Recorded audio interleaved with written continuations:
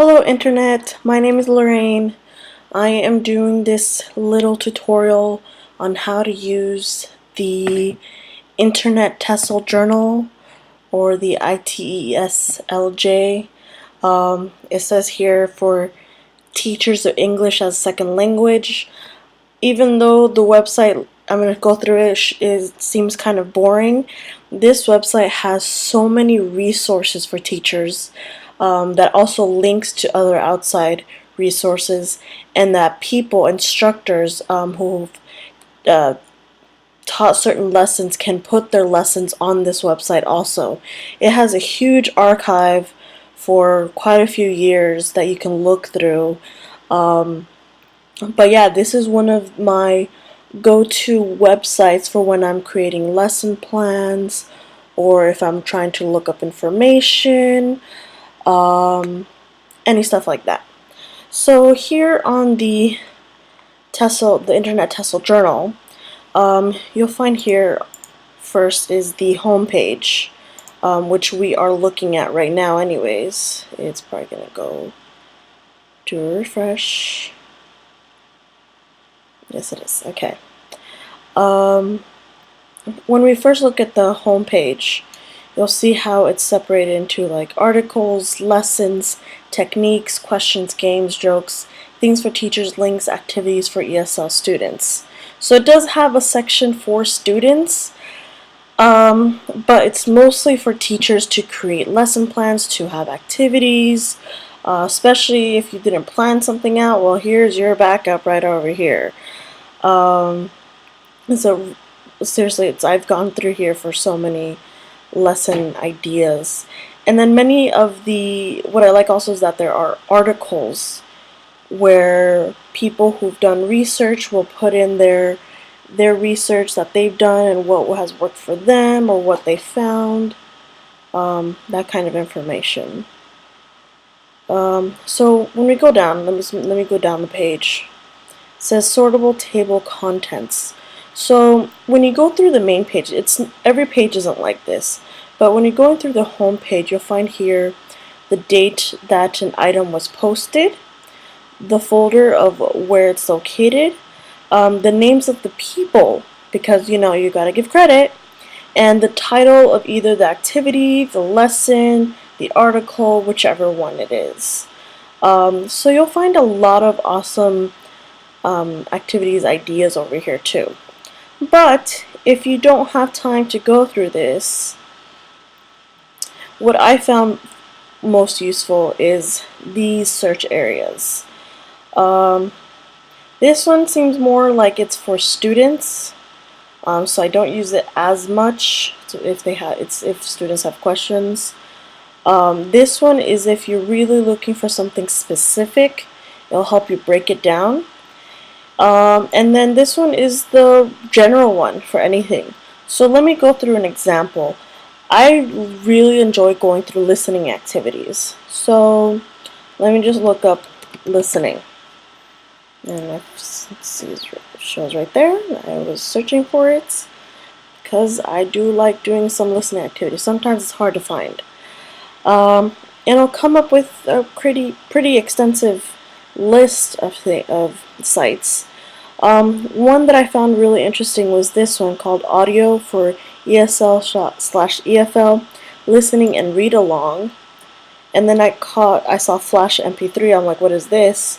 Well, it turns out they have links. So here for YouTube videos, it has a link to YouTube videos that you can use for practicing listening. Yeah, for sure. Yes. So you can do some listening practice in class. Of course, you might want to review some of these before actually using it. Don't just throw it out there. You never know. Everyone should know by now, but you never know. And then if I'm looking for something more towards the activities, let's look for an activity.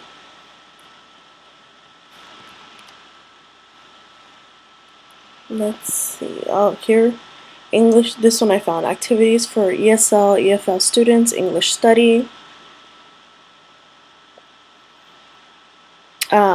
I really like this when I saw it earlier, was because it has different areas of English, and it has in different levels.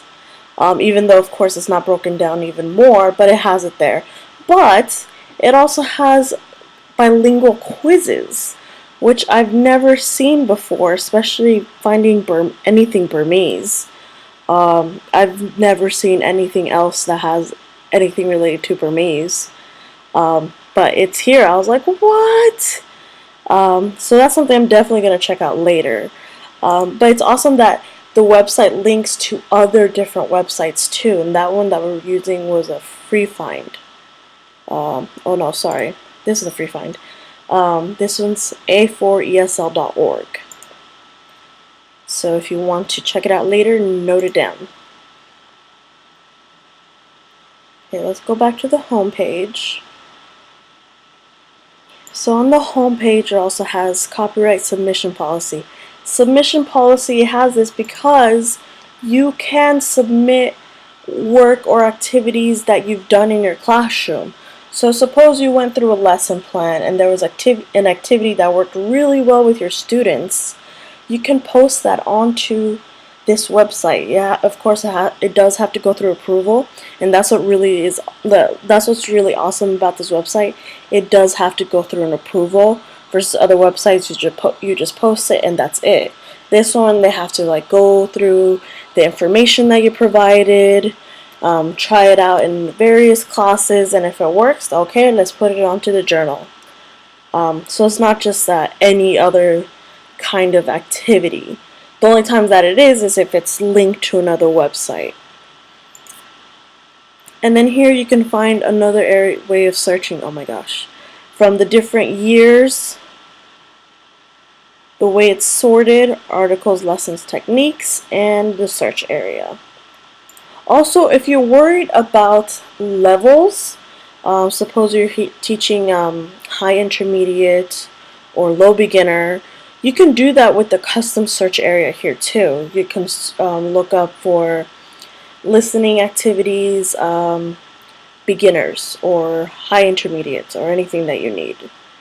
And that will help you out if that's what you're looking for. Here we can find projects, things for teachers, conversation questions. This is great because you sometimes need a conversation in the classroom. You're like, what should we talk about?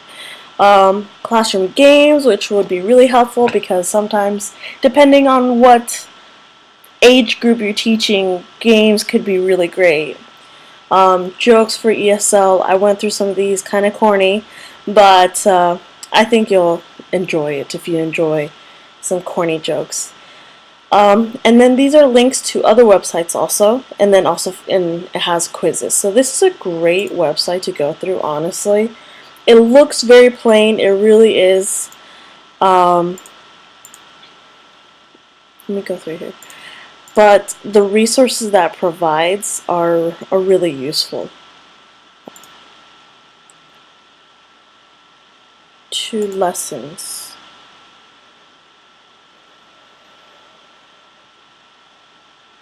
Let's try this one.